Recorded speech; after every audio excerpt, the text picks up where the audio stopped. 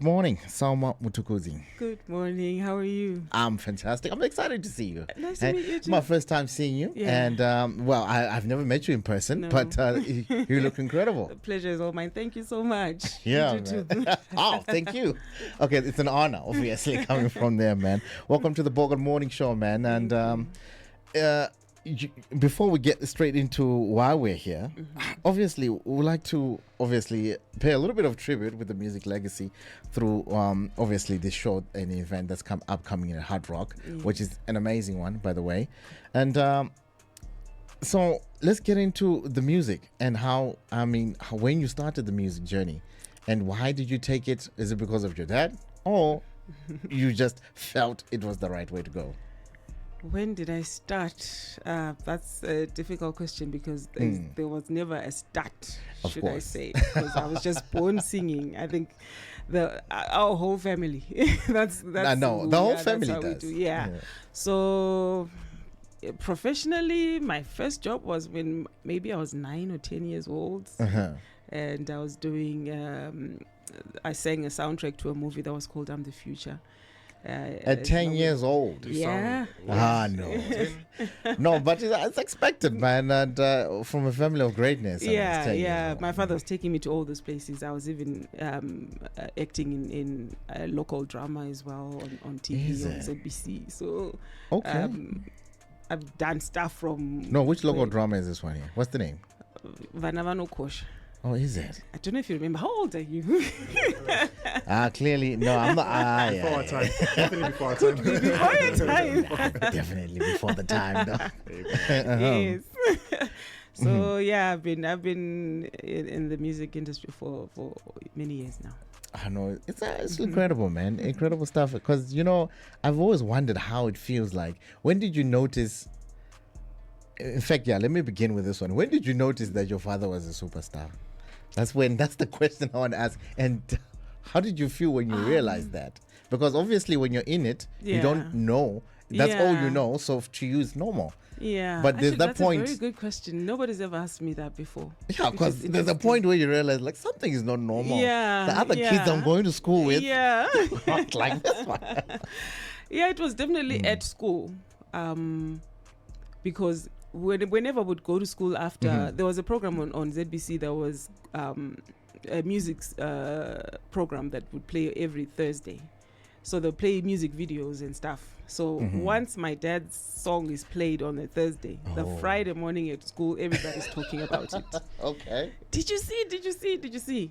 And, and which I song remember, was that? more than many. No, too but many. particularly that one. We want to know that one so that maybe we can gauge the era of the time. I can't even remember because they play his music all the time. No, So he's got too many songs. too many. He's got It's too many. it's crazy. But the one time that I actually witnessed it was that when he came to visit me at school, and all the kids were flocking and bombarding him, and I was just there standing now and wondering, oh my God, what's going on? What's going on? I was like, oh, okay, so maybe my dad is famous. Maybe. Just maybe. Just maybe. Just maybe. Yo, man. Wow, because, I've always wondered, man. Yeah. How does it feel? How does it feel for us? It's like he was just dead. No, he's dead. Yeah, he's dead. He'll do things that you're like, Dad, what are you doing? Or you'll be embarrassing as you don't want to go anywhere with him. Oh. Once you realize that everyone wants to talk to him and everyone wants to say hi, everyone wants a picture. You're like, no. Nah, I'm it's crazy, stepping man. away from this. Do you want to, before we proceed onto your story, do you want to just give our listeners an insight as to who our father really is? Yes, for all those who don't know, I thought the name gave it all, Selmor Mtukudzi, but for all those who don't know, this is the daughter of the great Oliver Mtukudzi, the legendary, the amazing. In fact, I don't know. This is, if I was to put this guy in terms of, I'm going to say jazz, because, a lot of people... these days there's a lot of genres, but specifically jazz. Am I correct? Yeah. Yes, I would say jazz music, and because we don't want to box him. No. and say it only belongs to Zimbabwe. He's the legendary. He's like the Michael Jackson. So for those that were born in the new millennium, Because we just comparison. Hugh Masekela. Exactly. Yvonne Chaka Chaka. Yeah, Miriam Makeba. Makeba. Yeah. If you know those people, if you know how legendary It is exactly the same That's group how of people. legendary it is. Yeah, the same WhatsApp group actually. with the legendary status, when you walk into a room, do you walk into a room as, oh, there's Oliver's daughter, or there's Selmor? Well, I don't know. There's two sides to that coin. Yeah. But the first one, she can't run away from it. Yeah, that one you can't run away. And the I second can't, one, I can't. I want to know the point when you started walking into a room with Selmor Mtukudzi. When? I don't know when exactly. But what I do love now is that when I meet somebody, they'll tell me their favorite song of mine. So that always makes me feel, happy and proud, and and they tell me a song that's not even that popular, that even, That would mean that you're a conqueror on your own, because for someone to recognize and step out of the shadow of your father, that means you are strong. Yeah. True. That's what it means. The truth is that I'm not trying to step out of his shadow, really, because he is a part of me. No, of course, that's it is what it is, and I have to embrace it and accept it. Otherwise, he would have worked for nothing. When we're working for our children. We're working to leave a legacy, and I've taken it upon myself to make sure that his legacy lives on. For as long as I'm around, people are never going to forget who Oliver Mtukudzi is. That's true, right? Yeah. That is true. That is true. So the whole family, your brother, The late Sam. the late Sam, he was incredible as well. I think I knew him more than. Well, I liked his music more than your music, but I think his came first. But so when you guys are in this family, you guys all do music, and have you guys ever performed together? Yeah, we did. Sam was my younger brother, so when he then started to do music, I was already in the industry. So I took him on board. We were doing shows together. He would open for me at my shows, and that's how we started to record. We even recorded and made music together. So okay. We had a good time. Oh, really? That's actually quite interesting, man, because I loved his music. Of course. I loved his music. Maybe, I don't know, maybe it's because it's more my time there. I want to be honest. Yeah. I want to be honest. Younger, because his music was incredible as well. Yeah. And, just to hear the progression that he also made and your dad made, and you are here. And you're spreading, like you said, the music and the whole legacy lives through you, and obviously you're gonna pass it down. Yes, definitely. As well. So we are here at Hard Rock Cafe tomorrow, and we're gonna be performing this show. Tell us a little bit more about that. So we're going to be celebrating my father's life tomorrow night at Hard Rock Cafe in Sandton. I am super excited because I'm going to be playing some of his old songs, and people are going to be requesting their favorite song, and I'll be performing. I'll do some of my own as well. Hey, I'm going to request as well. I want to be there. I'm definitely requesting. Please come. It's going to be a lot of fun because people loved Tuko music. People loved Oliver Mtukudzi, and we want to make sure that people will continue to remember him. And effortlessly, the music just lives on, effortlessly, and I feel like what you're doing is very important, and also just to everybody who's out there, and just to also the new school to learn the music, and I hope because nowadays there's a lot of remixes that are happening and stuff like that, and a lot of people have also sampled Oliver Mtukudzi's music, and the fact that we're also coming and putting in more extra effort to actually do it. I would love to. I think there's already my piano remix. There is. I haven't heard it. There is. There's plenty. There's plenty. They've already done that already. So on stage, you're gonna be with who? Your band. So on stage, I'm gonna have Sandra, who's my sister. She's here with me. Woo! Love the shades, by the way. Thank you. Also, Tendai, who's my husband, is going to be playing Tendai. guitar. Yeah. Shout out Tendai. We've got. What do you play, Tendai? He's the lead guitarist. The lead guitarist. Yeah. Okay. All right. So the whole band is coming in, and with the drums, the keyboard, and Of course, yeah. the backing vocals, the What bass time is the guitar show and stuff. starting?